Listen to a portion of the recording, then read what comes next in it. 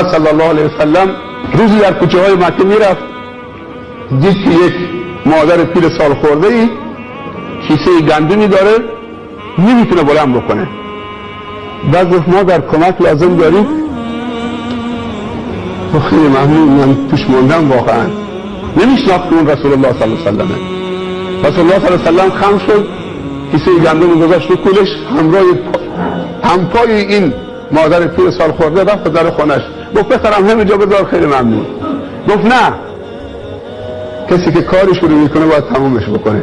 تو کدوم انبار، تو کدوم اتاق بذارم؟ از بس که اصرار کرد رسول الله صلی الله علیه و گذاشت تو انبارش. بعد اجازه مرخصی گرفت و رفت.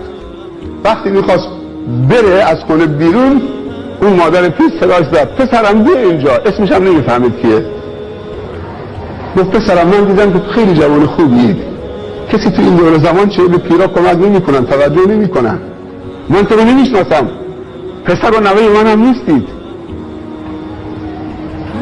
من میخوام پاداش رو به تو بدم، اما اون پاداش مادی نیست، معنویه، بخاطر این احسانی که به من کردی، این نیکی که به من کردی.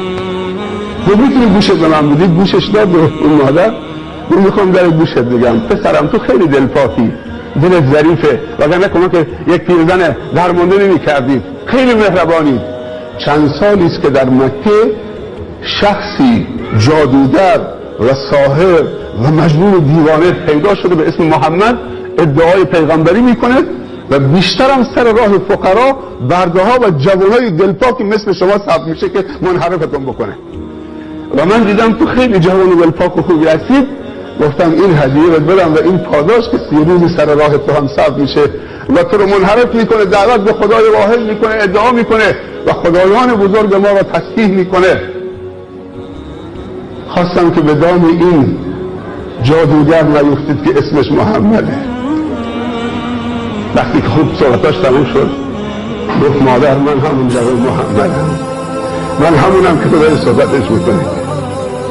گفت اشهد ان لا اله الا الله و اشهد ان محمد رسول الله.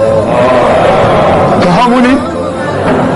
گفت من همون محمدم. این اخلاق نمیتونه اخلاق ذاتی باشه. و انک لعلی خلق عظیم. احسان چه کار میکنه؟ ما میخوایم تاثیرگذار باشیم. مطلوب ما تاثیرگذاری در جامعه است. قبل از اینکه تاثیرگذار باشیم باید مقبول جامعه باشیم. جامعه تو رو قبول داشته باشه تا هر سنوی داشته باشه.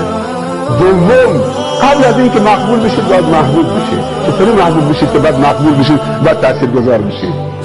برای محبوبیت خدمت صادقانه میریاست. برادران مسئول، کسانی که خداوند توفیق خدمتگزاری به شما داده، کرسی در اختیار شما گذاشته، به اسم مدیر، به اسم مسئول، به اسم فلان، به اسم فلان، به اسم رئیس،